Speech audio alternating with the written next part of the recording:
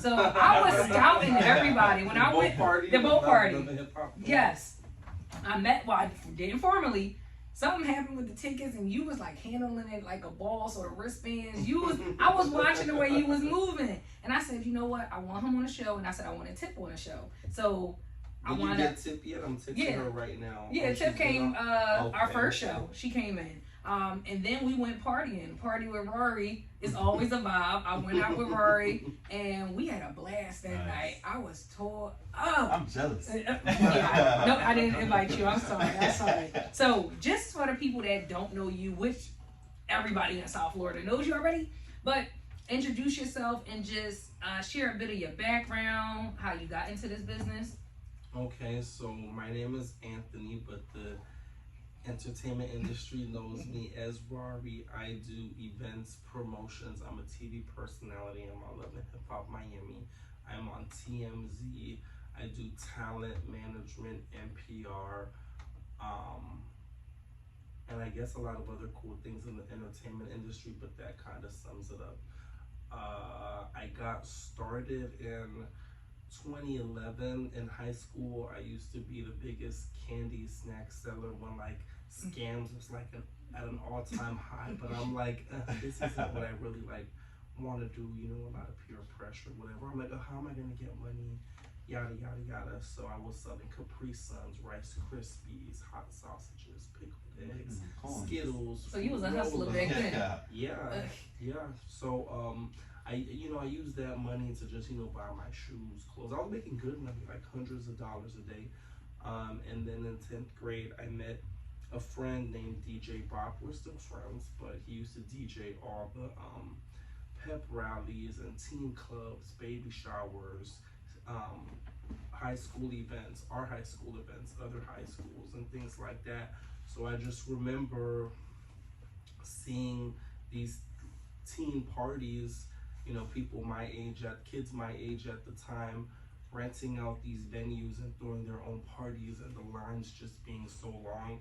And I just remember thinking, wow, all these people are going to pay $10 to $20 to come in here. So I was already, I was about to graduate, so I was already thinking, what am I going to do to make money?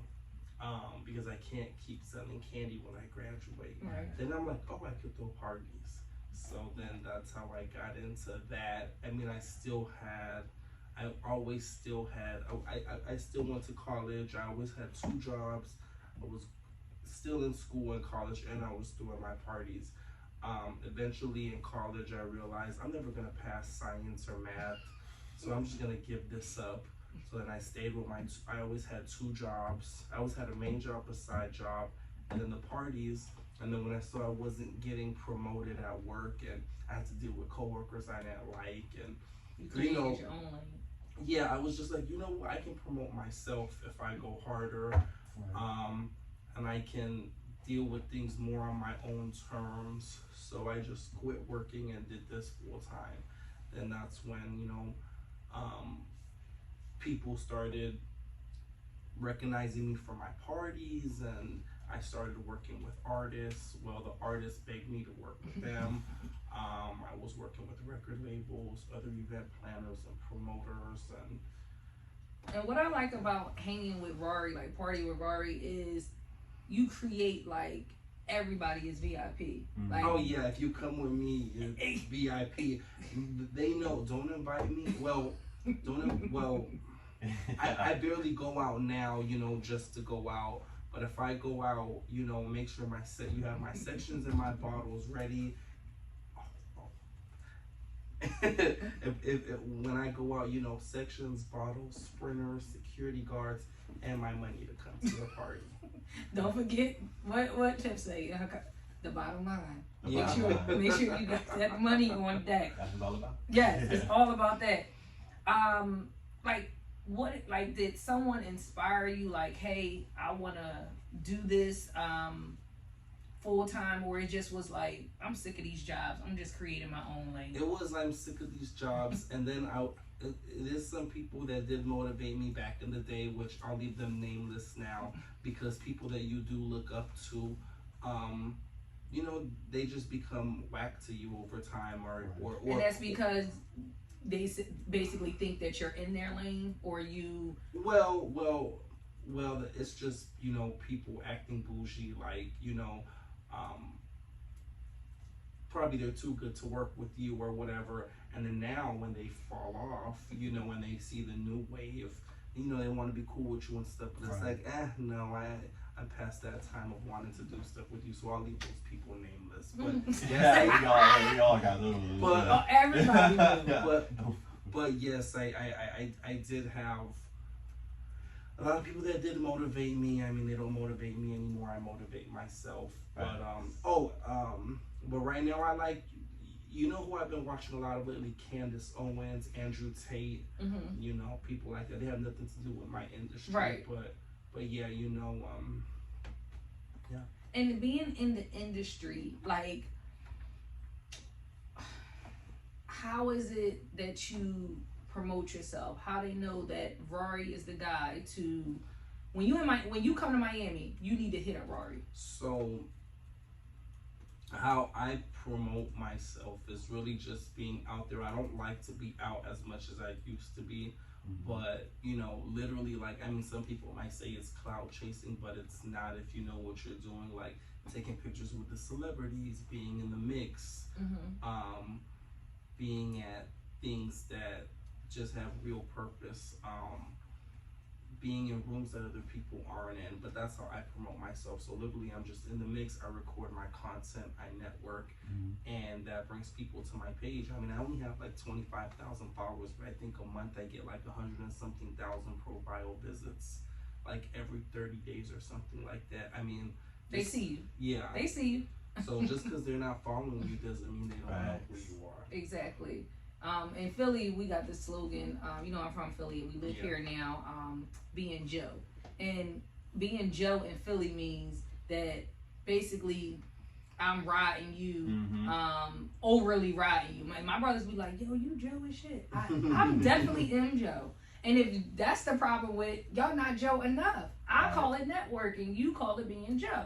But if the energy is reciprocated, I don't feel like it's being Joe.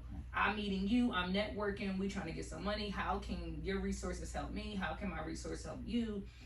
That's how it is. It's not being like I'm clout chasing. No, we help each other. I'm building my network. And I tell people your network is your net worth. So your phone, I'd rather have $1 million worth of contacts than have $1 million. Correct. I'd rather be able to call somebody when I'm in a jam. I can call somebody for anything right now. You ask me, oh no, I got somebody to handle that, which is very important. How did you build that clientele up? How did celebrities say, because your celebrity contact is... Oh, you have so many. it's ridiculous. How did you get to that point where... And then I just saw you got your tag on Love and Hip Hop. Like, that was a big moment because you see people on Love and Hip Hop, they just hear. But they don't get the tag. They don't get the tag. Once you get the tag, and it's like, oh, mama. They're on a little third. I mean, TV's not what it used to be now. So, I mean, social media does more than TV now, to be honest with you. So, it's not as exciting as it would have been back then. But really, how I built up my contacts, literally just being of value to people. So when people are, okay, so let's say I'm with such and such celebrity. I mean people through people. So these people are just normal people at the end of the day, but I just make sure I'm being valuable and resourceful to those people, and then they'll recommend me to somebody else, and then they'll recommend me to somebody else, or sometimes there'll be groups of them, and I mean, but I think what it is too is I make them laugh. Like it's I make a fun everybody, time, right? I make everybody laugh, so I'm making them laugh and I'm helpful at the same time. Right. So that person that's on the ground running, so you're Trina assistant, right? On the show for show purposes. I'm really not Trina's assistant. Okay. I do a lot of stuff for Trina, but on the show it makes sense because you see me all the time with her. So on the show, that's my tag, but that's not real life. Okay, so that person that's looking to get into the game, because I know you gotta walk before you run, and you have those people that's trying to get into the game, and they're just like, oh, I don't want to be the errand boy, or I don't want to be, in Philly we call it a funky, but it's not. It's so we use them terms, but it's not that. I still do it now. I'm not there yet to like I don't even feel like I'm running. I'm lightly jogging right now. But you have to do those things. Well, I'm gonna say in my case, I had to do those things. Like everybody's different, but I mean, there's nothing wrong with it. I mean, when people see that you're valuable and resourceful like that, you know, they're gonna want to help you. You're building your resume. You can get better jobs, bigger gigs. Nicki Minaj flew me out, you know, to New Jersey to go watch her at her show. She paid for my hotel, she paid for my outfit, she paid for my plane ticket, and I brought 2 people with me. I worked with Rap Snacks for like 4 years as the marketing director, so I worked with Master P, Rick Ross, and a lot of the other artists that were on the bags, but I got that through working with Trina. When Trina got her Rap Snacks deal, that's how I got and just into being that. in those right rooms. Plugged in. And that's what I feel like the problem is people want to be everywhere, but you're not in the right room that serves whatever purpose you want to do. So when I first moved here, I felt like I had to be everywhere. I mean, I'm from Philly, so I had to kind of build my name here and things like that. Then I started to sit back like, I don't need to be there. That room serves me no purpose. This is the one I need to be in because I want to network with them. I'm gonna tell you, I was scouting. I'm always in one room like, okay, this person, okay, I see this person doing that, okay. And that's what I think people fail to realize, that they have to be in, they gotta be everywhere.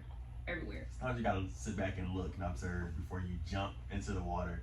Just gotta kind of see from a distance if it's even meant for you to be in certain areas or if it's beneficial. Yeah, before, like at the beginning, I was everywhere, whether I was invited or not or whatever, but I'm getting older now, so if I wasn't invited or if I don't have a for sure way in or if I don't really have a real goal that I'm trying to get out of it, I don't go or I don't need to go.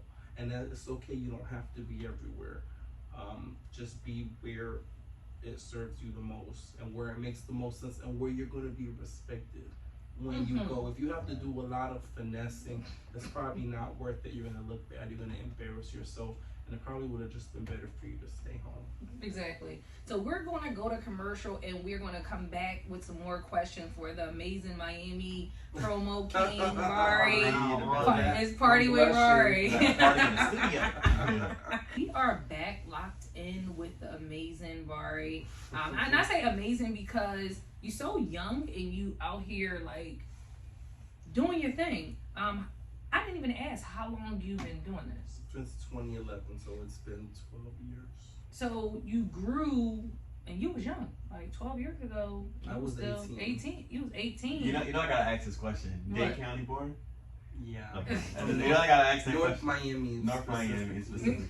Okay. Because you know it's not like that where we're from. It's like we're from Philly, and then people are like, all right, I'm from South Philly, West Philly. Here it's like, you from Broward? Gang. No, I'm from Dade. It's like, jeez, cut my head off. So we got some more questions to ask you. I know the people are listening, just to know how, you guys started, because everybody knows Rarri, there's a lot of stuff you have to go through to get to this point. So D, you could and any of the listeners are listening right now. Lord. Before we go to the next question, if you have any questions for Rarri, you can call into the studio 954-906-1839. That's 954-906-1839.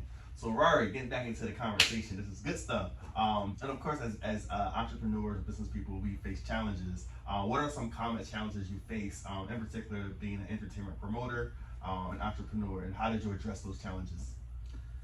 Well, specifically with promoting, I'd say when it comes to promoting, like promoting for people to go somewhere, burning people out.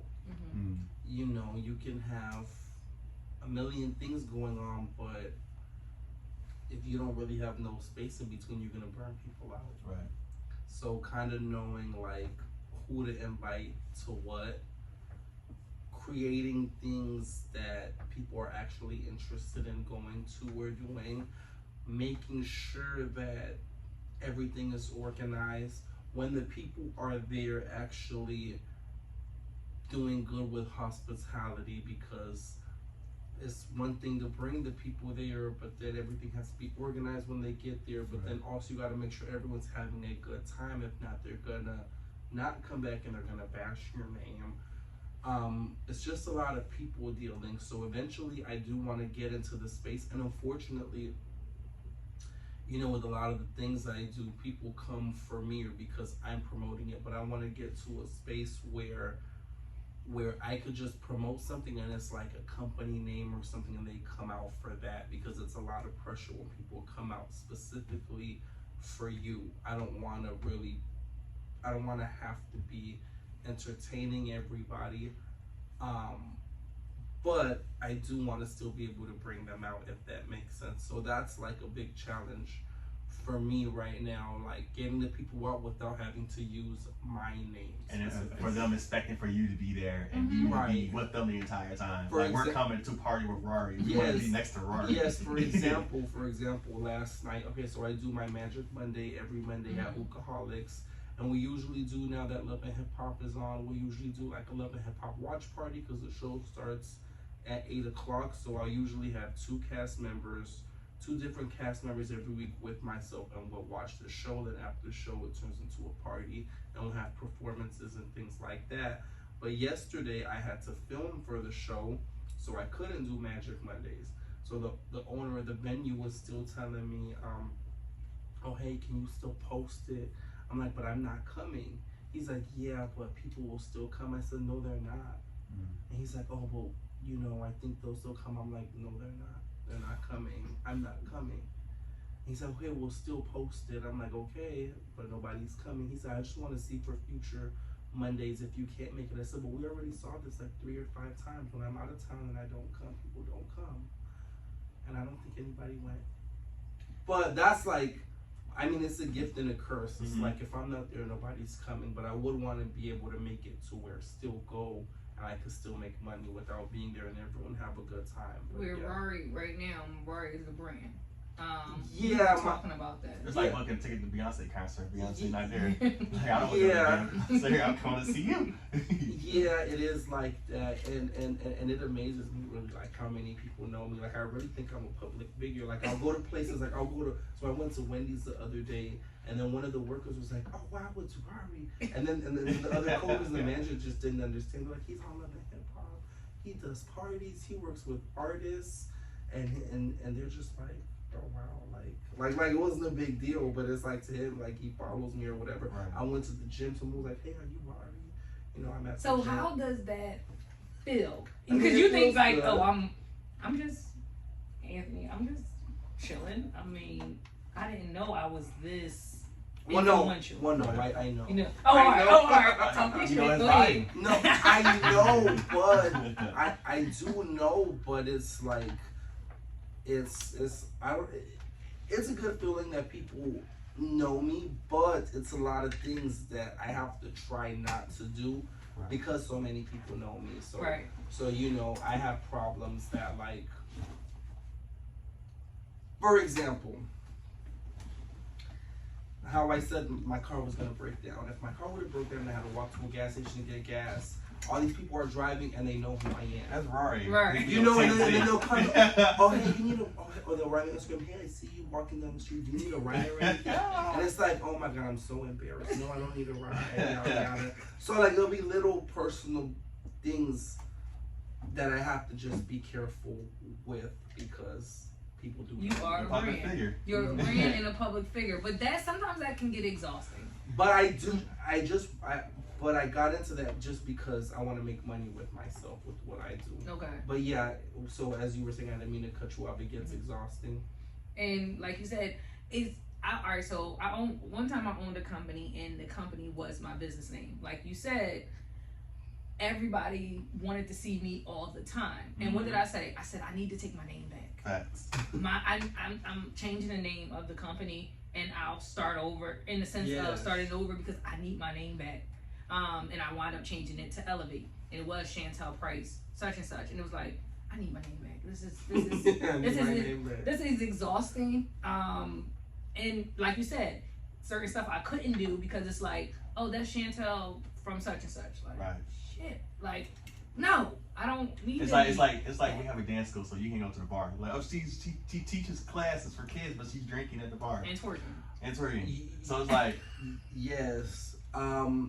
I had a blog page, and my name was in the blog page, but the blog used to go viral, great post, a lot of engagement, but I had to take down the blog page because since so many celebrities know me, be like, oh, Rarri, you're being messy with the blog. You're being messy on, so I'm like, I can't even run a blog page with my name attached to it, so I want to relaunch my blog. That's another thing I want to do. And then saying what you were saying too, I think there's this blog called The Jasmine Brand. So she says, I saw one of her interviews, and she says she regrets, oh yeah, I forgot. She says she regrets putting her name in the, like, kind of exactly what you said. She regrets putting her name in there because they associate all the posts with her, whether they're good or bad.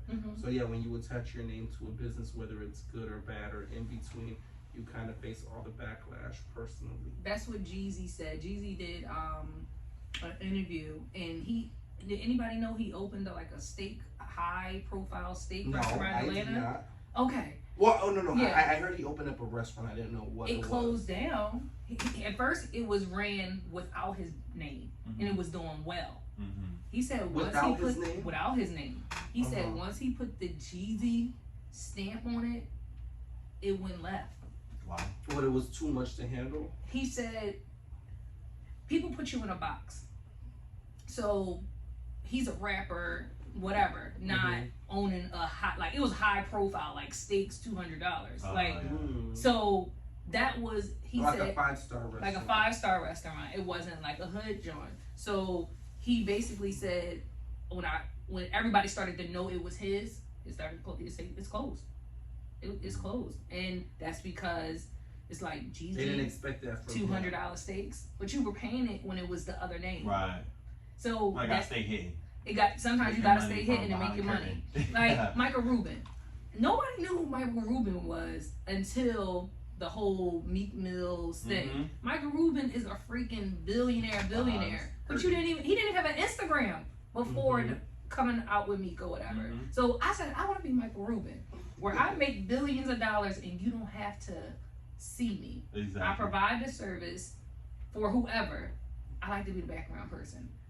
As I got older. And you can be comfortable just roaming. As I got older. When I was younger, I wanted to be in the limelight. Now I want to assist, whatever. I think you were doing, what's her name? Sexy Red. And I'm like, I'll help. And then I think Bonnie was about to do a video, and I'm like, I'll come help. I'm not the shake your butt. I could definitely give you a show, but I'm not the shake your butt girl in the video. You want me to hold your book, or I can help. I can assist, but I'm not being in the video. So I think that's where people put you in a box. Do you want to do anything else outside of being a promo king? Because like you said, people, once you one thing, people just assume that's all you do. Well, yeah, I want to get into like some TV stuff. So I always wanted to like write shows or produce shows. Okay. Whether they be like reality shows or scripted shows, whatever, kind of like what Tyler Perry's doing. Like, you know, he has this. Well, y'all need to connect. Because he's a writer, writing plays. That one needs to connect.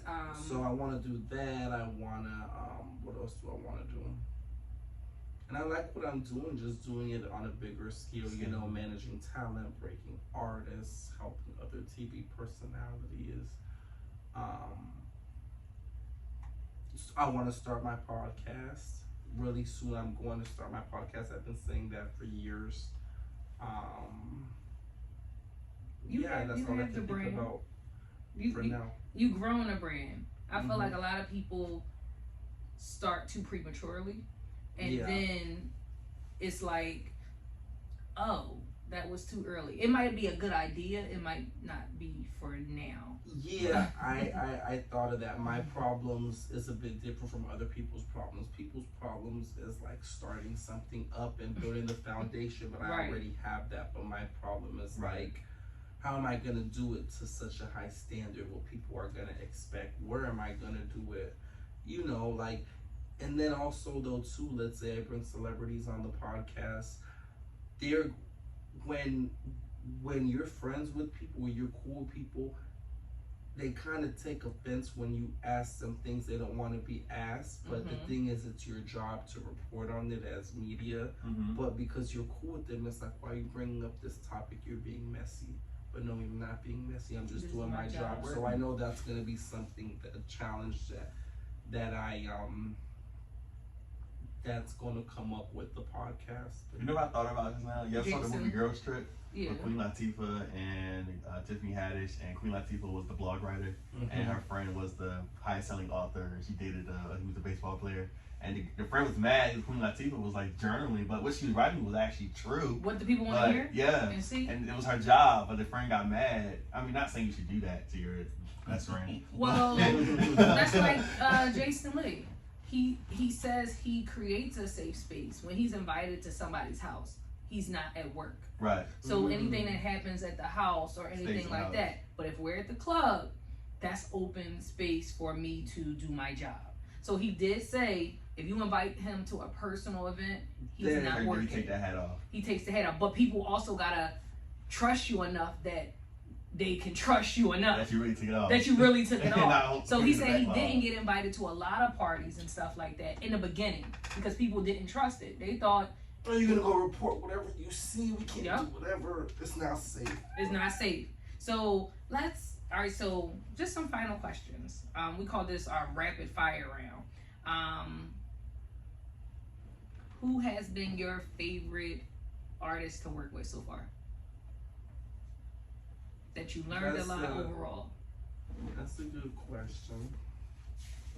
I'm gonna say Trina, because Trina has built me up to work with so many of the celebrities that I do, and also like I thought they didn't get tougher than Trina, but but because I worked with Trina, I had the opportunity to go on tour with Jocelyn while she was doing her Jocelyn's Cabaret, and I thought it didn't get no worse than Trina. But Jocelyn is a tough cookie, but I'm like, you know what? I've been able to handle Trina, so Trina was that gateway to everybody else. And Trina is the queen of Miami. Even when I watched Love and Hip Hop yesterday, you know, it's a lot of I didn't get to watch yesterday because I was filming, but I'll be watching it today when I get some Trina, she don't have to say much on the show. She don't. And it speaks volume. Like, she's just the queen of Miami. I had to tell somebody from Philly, they like, well, Trina this. I said, nah, you ain't from Miami.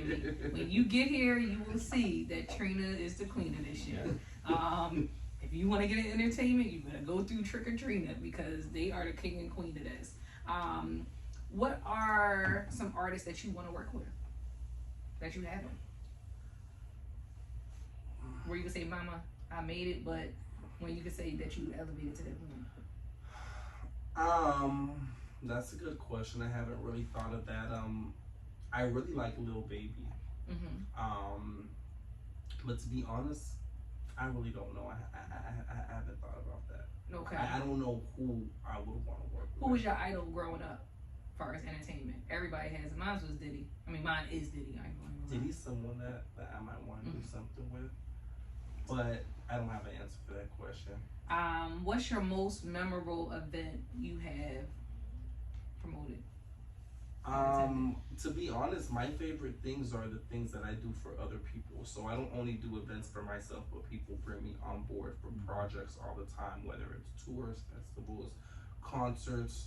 But I think I like those things more because I'm not at the level to do something of such big caliber yet. So when I get invited to participate in those kind of things, you know, that's why I like them more. But all these little Love and Hip Hop events that I've been doing lately, like for example, Joy's Boat Party. Yeah, it was Joy's Boat Party, but it was still my event. You know, things like that that I haven't tried before. I've never done a boat party, but that was cool. Helping Trina out with her festival. Trina did her first annual festival. It's called Rockstar Music Fest. So she had Boosie, Suki, Cali, Des Dior, all these people, and I was, you know, a big part of helping out with that festival. We had like 2,000 people there in Wynwood. But that's a good question. I really gotta sit down. Like I probably, me on my own, done hundreds of events, and then things that I've helped other people out, probably another few hundred. But I've been doing this nonstop from 2011 to now, no breaks at all. Like, So you know, are you spiritual? I would like to think so. Okay. All right. So I was about to say something about God. Go ahead. So do you think God is giving you these projects for that bigger project? Of course. He's training you. Well, God said He train up a child in the way he should go. So I guess He's training you on these projects, see if you can handle them. And then He's going to open that door, because I feel like everything is like a test. Of course. Yesterday, okay, so sometimes I get discouraged, but then other times I'm like, no, I got this, you know. Like yesterday I woke up, I was in a very good mood yesterday. I'm like, I'm a fighter. I get through everything in life, you know. Okay, so towards the end of the day, sometimes, like nighttime, I'll get discouraged, but I wake up pumped, if that makes sense. Yes. Okay. But to be honest, the other day when I started, I watch random YouTube videos. So I was looking at how they live in China, Korea, and all these places, and I'm like, oh, we don't really have nothing to complain about here. We don't have real problems like how they do in these other countries. So we blessed. Yes, we're blessed, but yeah, I do feel like I'm being prepared for bigger and better. And I've came a long way, and so have all of us. But yeah. So you're elevating. Yeah, I am, but I get scared. I'm like, oh my God, I'm 30 years old. Next I'll be 35, then I'll be 40, then I'll be 45. So I do get a little bit scared, like, oh my God, I'm getting old. But we're still very young. Yeah, we are. I'm about to say, shit, I'm 36. 31. But I'm about to say, me and Fresh Fry the oldest people in this joint. But I feel like, but that's a blessing. You get so much wisdom. You know, some people don't even get to live to see. You know, like, oh, I have a friend, which this is kind of like got me off guard. Yesterday, the day before yesterday, I got some news that a friend that I had, you know, she's in the industry. Her name is Shannon. You know, she died. You know, the other day.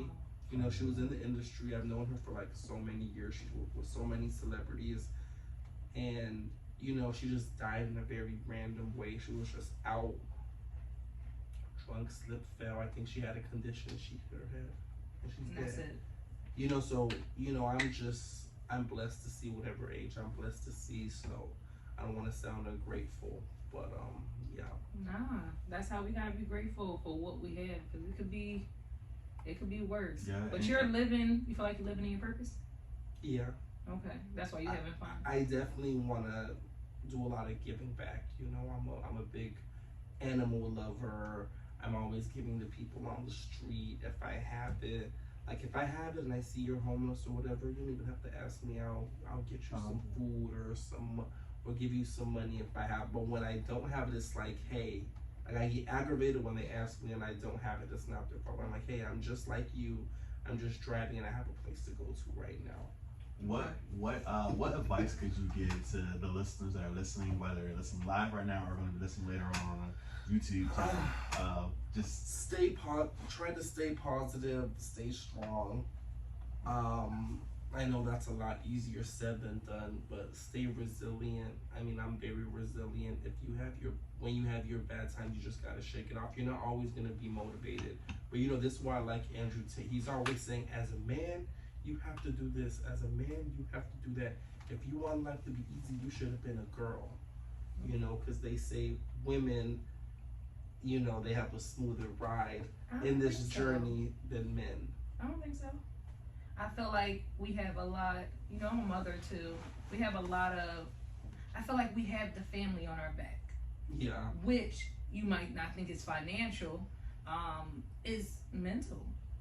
With, you know, even in a household, a mother and father, the mother is usually, if the dad is the breadwinner, the mother is usually making sure everything runs smooth. that's still a job in a sense. You know, girls might have it easy as far as money, the money part of it in a sense, because I can call a guy right now and get a But I understand with, you know, women, they still want to prove that, you know, they can do just as much, you know, on their own. And I saw a clip. Speaking of advice, I got this advice from Rick Ross the other day. Just seeing on Instagram, I saw a post. I don't know how old this post was or how new it was, but he said whenever he starts a project or embarks on a new journey or whatever it may be, he expects the challenges to come. He knows nothing's gonna go according to plan 100%, and he expects challenges, but you fight the challenges as if you knew they were a part of the plan. So that really helped me out a lot. I'm like, okay, when the challenge comes, you know, take on the challenge as if it was part of the plan. Right. So yeah, take on the challenge as if it was part of the plan, because it's not going to be easy. I feel life is hard. You know, in general. Well, Rarri, thank you. Life is easy. Life is not easy. You just gotta kind of gotta roll with it. Gotta roll with it. Well, Rarri, thank you for coming. I appreciate you. Oh, thanks for inviting me. You're elevating. We're elevating. We're elevating. I'm happy to meet you. Yeah. Stay connected. Yeah, please stay connected. For sure. I'm gonna be partying with Rarri. That's probably the best like outing I had. Not too ratchet. It was right in the middle. She go with me. She ain't talking about these parties. Nah, I didn't tell you. I ain't know if you wanted to go or not. You know, I'm a little, you bougie. I'm like bougie ratchet, like right in the middle, so I can hang with whatever. So, all right, cool. We about to let Rarri go, but thank you for coming. Thank you, Rarri. Thanks for having me. Yes, we'll go to commercial. We'll be back. Stay locked in. We still got some amazing things to talk about on Elevate with the Boss. See y'all.